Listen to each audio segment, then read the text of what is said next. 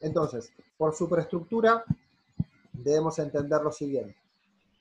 Las formaciones ideológicas, es decir, el conjunto de ideas que están presentes en una sociedad. Bien, jurídicas, políticas, artísticas, culturales, religiosas, filosóficas, de los medios de comunicación, etc. Este conjunto de ideas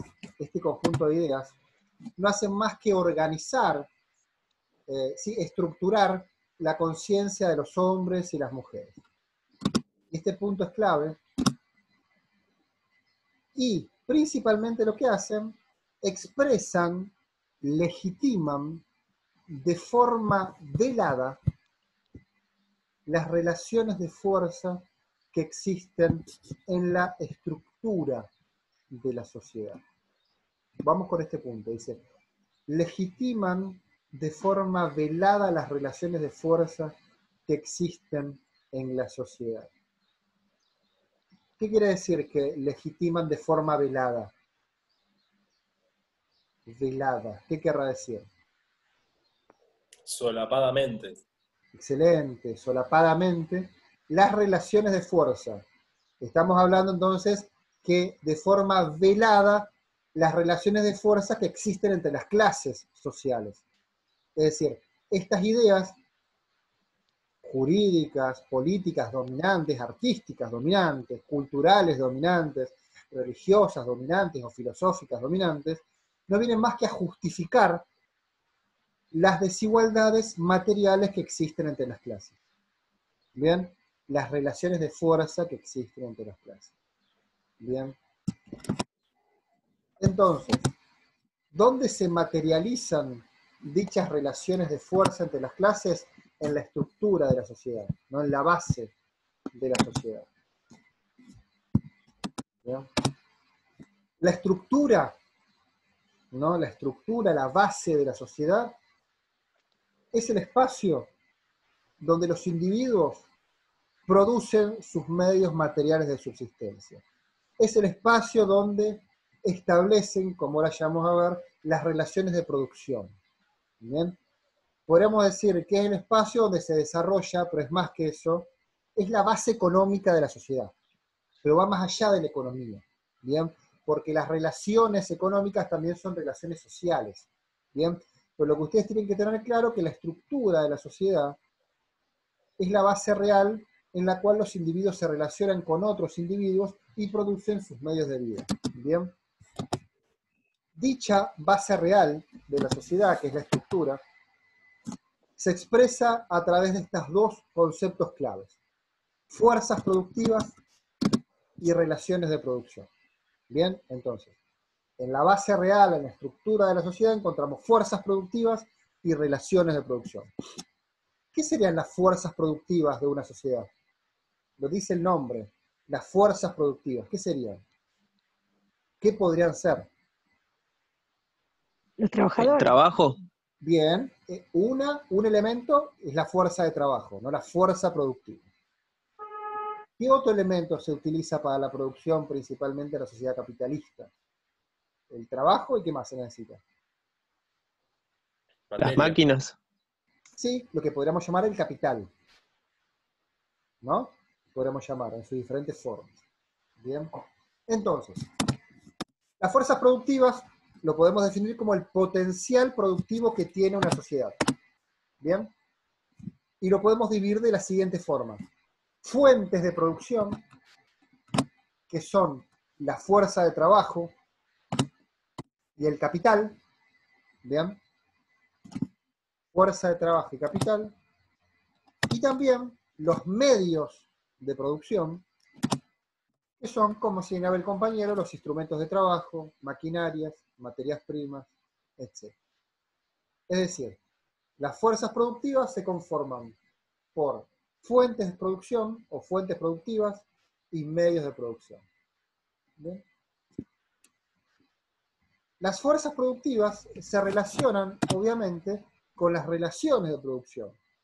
Obviamente, una relación de producción es la relación que expresa el vínculo entre capital, fuerza de trabajo y medios de producción. Eso es una relación de producción.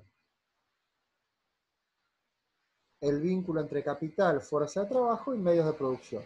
Y obviamente es una relación que se expresa o que expresa la forma en que se reparte el beneficio entre las clases a partir del control que se tenga sobre la propiedad, sobre el aparato productivo. ¿Bien?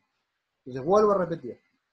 Además de expresar la relación entre capital, fuerza de trabajo y medios de producción, expresa la manera en que se reparte la ganancia, el beneficio entre las clases, según el control que se tenga de la propiedad del aparato productivo. ¿Bien? Estos dos elementos, fuerzas productivas y relaciones de producción,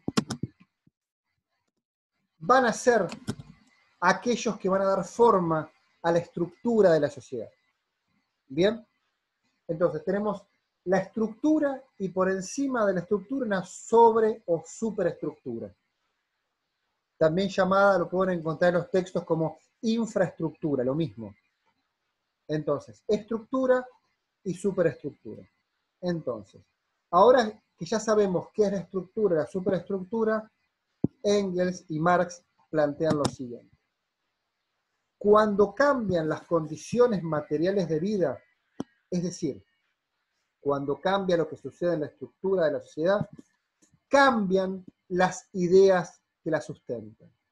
Cuando cambian las condiciones de vida materiales, cambian las ideas que lo sustentan. Es lo mismo que decir, cuando cambian las relaciones de producción, las relaciones materiales de producción, cambian las ideas que la justifican o la legitiman. Por ejemplo, las ideas propias de la religión católica hicieron posible la expansión del régimen servil propio de la sociedad feudal. Justificaban la relación que existía entre el señor feudal y el siervo. Al cambiar el modo de producción y emerger un régimen de producción capitalista, la religión más adaptada a este nuevo modo de producción, como ya vamos a ver con el texto de Weber, va a ser la religión protestante. Porque lo que hace Weber es ver claramente cómo la religión o el dogma protestante propone una idea del trabajo ya no como medio, sino como fin en sí mismo, que hizo posible la expansión y desarrollo del modo de producción capitalista. Bien, esto lo van a ver la próxima clase en el teórico.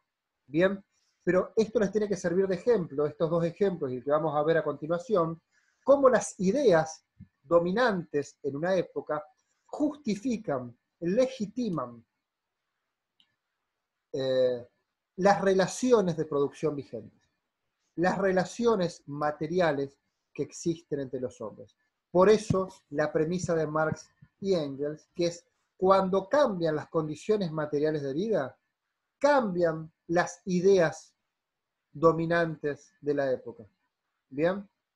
A ver, ¿cuáles las ideas dominantes que van a partir, que van a surgir en esta sociedad capitalista? Estas ideas que trajo consigo la Revolución Francesa de igualdad, ¿no? Todas estas ideas de igualdad, que no llegan nunca a concretarse, van claramente, se adaptan claramente y funcionan justificando claramente la relación capitalista. ¿Por qué? Uno podrá pensar, pero pará, en la sociedad capitalista lo que tiene de claro es la desigualdad. ¿Cómo usted me puede decir que la idea de igualdad es propia de la sociedad capitalista? Y uno puede decir, no, hay que analizarlo de la siguiente manera. La idea de igualdad en la sociedad capitalista hizo posible que se legitime la relación entre obrero o capitalista o entre obrero y burgués como una relación entre iguales. ¿Bien? Es decir, entre las partes se contrata vender la fuerza de trabajo por un salario, presentando a las partes como partes libres e iguales. Entonces, la idea de igualdad, de libertad tan desarrollada en esta sociedad capitalista no hace más que justificar la desigualdad entre las partes. ¿Bien? Y lo mismo podemos pensar en la sociedad feudal, ¿no? La idea de solidaridad, la idea de protección que existía entre el señor feudal y el siervo, no hacía más que justificar las relaciones de dominación y sometimiento y de subordinación que existían entre el señor feudal y el siervo. Todas estas ideas responden a las condiciones materiales de vida. Cuando cambian las condiciones materiales de vida, cambian las ideas que las sustentan. ¿Bien? Entonces siempre tenemos que hacer, cuando pensemos desde el enfoque marxista, siempre tenemos que hacer esta lectura. Es la estructura de la sociedad la que condiciona o sobredetermina la superestructura. Son las condiciones materiales de vida las que determinan las ideas dominantes en una época. ¿Ok? Muy bien. Y lo mismo podemos pensar con este ejemplo, con la idea perdón, jurídica de propiedad privada. Y como la idea de propiedad privada también, que todos nosotros hemos interiorizado como natural, obviamente es una idea claramente que responde a un modo de producción como es el capitalismo. ¿Bien? Perfecto. Entonces, nos dice Engels, el socialismo científico, para el socialismo científico, la vida tanto de los hombres como de las mujeres, como también su transformación, está condicionada por las relaciones materiales de producción que entabla. ¿Bien? Es decir, cómo vivo, cómo es mi vida, cómo me hago de los medios de subsistencia y demás, va a depender del tipo de relación de producción que me atraviesa. ¿Bien? Y el tipo de relación de producción que existe excede mi voluntad y mi elección. ¿Por qué? Porque en general me antecede. Es decir, todos nosotros nacimos en una sociedad capitalista, sabemos que cuando vamos a buscar un trabajo nos van a pagar un salario, ¿bien? Ese salario no necesariamente representa nuestro trabajo, sino representa una X cantidad de dinero nominal que se paga por mi fuerza de trabajo, pero no por mi trabajo realizado, ¿bien? Como ya vamos a ver más adelante. ¿Se entiende? Es decir, las relaciones de producción exceden la voluntad y la elección de los sujetos y orientan, organizan nuestras conciencias. Es por esto, nos dice el autor, que las ataduras del hombre, de la mujer, nunca han de debatirse o no se debaten en el espacio de la conciencia, como piensa el socialismo utópico, sino analizando siempre qué y cómo y bajo qué condiciones producimos nuestros medios de vida, bajo qué condiciones materiales producimos nuestros medios de vida. Bien, y ya con esto vamos a ir cerrando la clase de hoy. Lo siguiente, o sea, ustedes tienen que tener de este texto muy claro la diferencia entre socialismo utópico, socialismo científico, y cómo Engels todo el tiempo intenta diferenciarse del socialismo utópico, hablando del enfoque materialista, que va a ser la postura filosófica que va a atravesar los textos de Marx y de Engels, ¿no? Ir siempre por el análisis prioritario de la base material, de las relaciones materiales que entablan los hombres, y a partir de este análisis yo voy a entender cómo piensa, cómo se representa lo que existe, cuál es la ideología dominante, etc. ¿Bien? Entonces, ya que sabemos qué plantea el socialismo científico, a diferencia del socialismo utópico, Engels dice lo siguiente. Dice, el modo de producción capitalista está sujeto a una contradicción intrínseca. Intrínseca es propia, bien propia, a una contradicción propia. ¿Cuál es la contradicción propia de la sociedad capitalista? Que es bien básica y bien evidente. ¿Cuál es? Que lo que producimos, los bienes, las mercancías que producimos, se producen socialmente. Es decir, ¿qué quiere decir esto? Hoy para producir un bien, hoy en el siglo XIX lo mismo, para producir un bien, y hoy cada vez más, intervienen un conjunto o un conjunto de individuos, hombres y mujeres. Es decir, lo que prima en la producción de un bien o una mercancía es la especialización o la parcialización de las funciones o de las tareas. ¿Bien? Por ende, toda producción es una producción social. Pero si bien la producción es social, ahí viene la contradicción propia de la sociedad capitalista, la apropiación es privada, la apropiación es individual. ¿Bien? Una producción social, pero la apropiación es privada, es individual. Entonces desarrollemos esta idea. Por producción social quiere decir lo siguiente, que lo que prima es la especialización y la parcialización de tareas en la producción de una mercancía. Es decir, el que produce una mercancía no es un individuo, sino un conjunto de individuos. Sin embargo, el que se apropia de la ganancia y acumula el capital son pocos individuos. Bien, es de esta contradicción entre la producción social y la apropiación privada individual que obviamente disculpe, me faltó esta parte, esta apropiación del capital es el resultado claramente de la plusvalía. Bien, a ver, ¿cómo acumula capital el burgués según el enfoque marxista? A través de la extracción de plusvalía. ¿Vieron el concepto de plusvalía? Sí, profe, es lo que no se le paga al trabajador por el trabajo en sí, ¿no? Digamos, por la capacidad de producir el bien. Bien. Pregunta, una pregunta para todos. Si yo al trabajador, ¿no? Tengo un trabajador, yo soy un empresario, tengo un trabajador, le pago 1.000 pesos.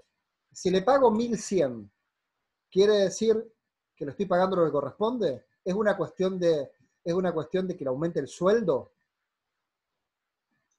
No es cuantificable igual la plusvalía, ¿no? Ahí va, digamos. Ese es el punto clave. No debemos cuantificar la plusvalía necesariamente, porque para el enfoque marxista, el trabajo tiene una cualidad única, intrínseca, que es la capacidad de crear valor, que no lo tiene otra cosa. Bien, y es esta capacidad de crear valor la que se apropia, el capitalista. Entonces, la plusvalía la podremos definir de la siguiente manera. Bien, ¿qué debemos entender por plusvalía? Como la apropiación del trabajo no remunerado. Bien, del trabajo no remunerado. ¿Qué quiere decir esto?